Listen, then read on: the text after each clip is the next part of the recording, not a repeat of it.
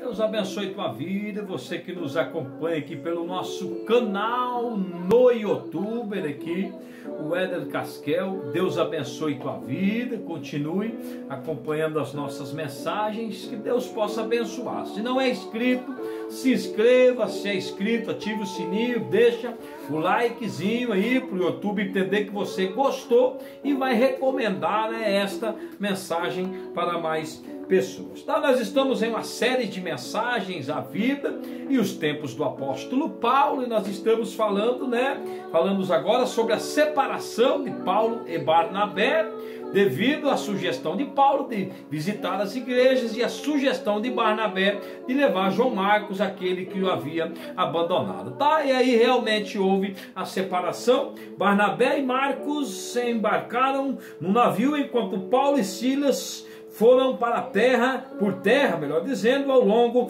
das estradas dos mercadores, Atravessaram as altas serrâneas da Listra.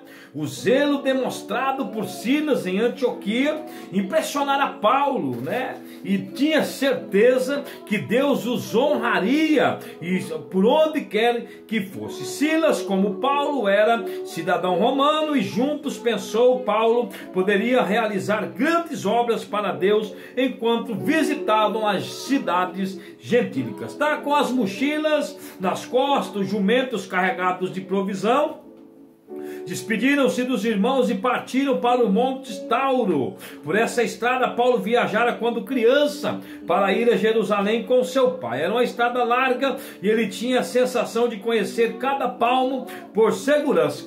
Barnabé volta para Chipre, que é a sua cidade natal, e Paulo também vai para a sua região, na sua cidade de Tarsus ali, também para começar a segunda viagem missionária. Provavelmente Paulo conhecia bem, Síria e Cilícia, bem pode ser que havia pregado nas cidades e aldeias.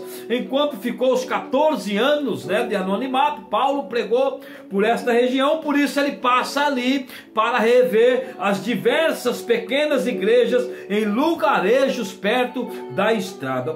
Paulo pretendia visitá-los, confirmá-los, encorajá-los na fé. Então Paulo e Silas, começa essa viagem indo às regiões ali, As igrejas realmente precisavam dessa visita, não tinham o Novo Testamento para orientar a vida cristã, e às vezes as ondas da perseguição eram enormes, Receber a visita do apóstolo Paulo e conhecer Silas, que viera da igreja mãe, era para eles, e ouvir as palavras de Deus, era para eles uma grande ajuda. Então Paulo e Silas vai para a Cilícia. Paulo e Silas viajaram por estradas acidentadas, trilhas pedregosas, foram de cidade em cidade, algumas vezes seguindo o rio do Cursos, outras subindo as trilhas das montanhas. Mas seguiam conscientes da presença de Deus e que o povo carecia do encorajamento. Melhor dizendo, onde chegavam, encontravam amigos, ofereciam hospitalidade, convidavam crentes para conhecerem o apóstolo. Onde chegava realmente rapidamente, o pessoal vinha para conhecer o apóstolo de Cristo, o apóstolo Paulo. Depois dali eles foram para Tarso. Finalmente chegando, os desfiladeiros rochedos, escarpados, descendo a vasta planície do rio Sírido, Tarsus continuava sendo o lar de Paulo. Paulo volta depois de muitos anos, ao seu lar, onde realmente seus pais já haviam falecido, mas ele tinha muitos amigos, havia uma igreja em Tarsus, muitas pessoas conheciam Paulo, viam falar deste homem de Deus que na sua época vinha pregando o evangelho e sendo muito perseguido, A igreja havia prosperado e contava com muitos gentios com os seus membros. Não havia diferença na comunhão, amavam-se como membros. A carta de Tiago foi lida aos cristãos de Tarso e Paulo advertiu que permanecessem firmes na liberdade cristã, mas que não se contaminasse com a idolatria. Então Paulo passa da Cilícia, passa em Tarsus, vai na Licônia,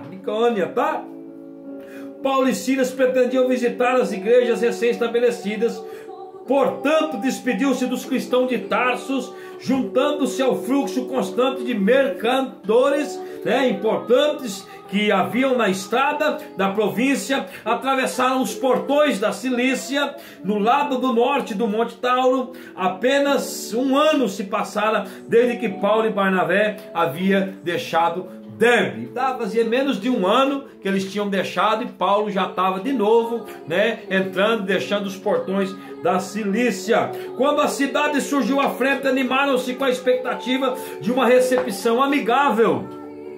Lembrando dos santos de Derbe, de Listra, de Icônio, de Antioquia da Pisídia, inundaram a mente de Paulo. Lembrou-se da disposição com que receberam o evangelho e o zelo face à perseguição. Mesmo sendo perseguidos, eles continuaram zelosos na presença do Senhor. O coração do apóstolo aqueceu-se com a ideia de revê-los. Estaria todos lá, ou teriam alguns voltados para a idolatria? Será que ainda estão todos servindo ao Senhor Jesus Cristo, né? Ou alguns voltaram para a idolatria? Esta era a mensagem, que não se voltassem à idolatria, a mensagem que havia saído lá de Jerusalém. Paulo queria confirmar essa mensagem em todas as igrejas, né? Que a graça de Deus havia sido revelada, mas que o homem não se contaminasse com a idolatria. Os dois homens alegraram-se a ver a fidelidade desses irmãos em Cristo. Como ficaram felizes por rever Paulo. Imagino os irmãos por rever, né? Paulo, você já foi tido por morto. Paulo, a perseguição. Mas Paulo sereno, firme, calmo, um homem de Deus, lhes contou tudo que Deus vinha fazendo na sua vida, tudo que Deus, né, estava trabalhando. A sua missão não era só fundar igrejas, né? A sua missão era edificar almas, conquistar e levá-los ao reino de Deus, a sua plenitude. Então, depois de Paulo falar do concílio, da decisão, leu a carta de Tiago, Paulo e Silas partiram apressados para rever os outros irmãos em outros lugares. Não enfrentaram perseguição nessa viagem, nessa primeira parte aqui.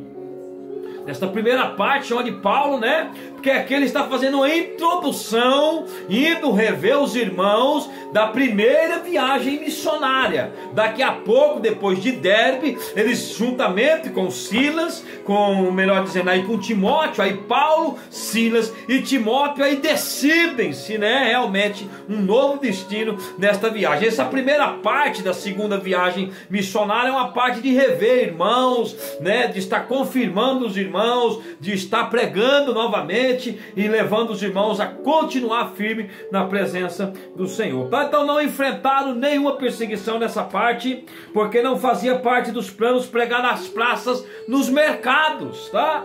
Isto já havia sido feito por outros, né? O Senhor vinha acrescentando diariamente à igreja os que aceitavam a Cristo. Então Paulo não estava com aquela primeira expectativa de como era, ia na sinagoga, nas praças de mercado, de grande fluxos, e ali pregava o evangelho, né, de Cristo. Então essa segunda viagem missionária, a primeira parte não houve perseguição, porque Paulo foi realmente aí para confirmar os irmãos, né, realmente para levá-los, né, a continuar firme na presença do Senhor. Agora, quando eles chegaram em Listra, o apóstolo visitou a casa de Timóteo, recordando a bondade de Lóide e Eunice, especialmente quando foram apedrejados e tido, né, por quase morto, foi levado para fora, arrastado para fora da cidade. O testemunho de Timóteo agradou tanto a Paulo e Silas, que ambos pensaram em convidar o jovem a acompanhá-los na jornada. Era quem substituiria João Marcos, que desistiu na primeira viagem missionária. Quando chega em Listra, vem fazendo, né, de novo as igrejas, chega em Listra, realmente Timóteo tem aquele desejo, mostra aquele bom testemunho, e Timóteo se une aí realmente a esta equipe, e agora é Paulo, Silas e Timóteo levando e pregando a palavra de Deus. Está no ano em que Paulo e Barnabé estiveram ali, Timóteo trabalhara fielmente na igreja, os membros mais velhos tinham muitos elogios que fizeram a ele. Timóteo era filho de pai grego e mãe judia. Seu pai, como muitos cultos da época, né, talvez não tivesse encontrado qualquer satisfação em deuses pagãos. Ele aparentemente concordara de boa vontade que sua esposa ensinasse o menino a religião judia. Timóteo ouvira desde a infância as histórias do Antigo Testamento, podia descrever o trato de Deus com o seu povo, a sua promessa do Messias. No decorrer do tempo, a mãe de Timóteo, Eunice, ouvira o Evangelho, assim como Timóteo e a sua avó idosa Loide creram no Senhor Jesus e foram recebidos na vontade de Deus no seio da igreja. Agora de boa vontade, Eunice entregava a Deus o rapaz, deixando acompanhar os missionários em viagens em terras bem distantes, né, como nós vamos ver, pregando e levando as boas novas. Paulo amava o rapaz, chegando até a chamá-lo de filho. Então estava em boa mão, Paulo chamava de filho, né? Orgulhosa por um dos seus jovens ter sido convocado por Deus, a igreja de Listra fez uma reunião especial, oraram e despediram Paulo, Silas e agora Timóteo para esta obra missionária. Que Deus abençoe tua vida em nome de Jesus.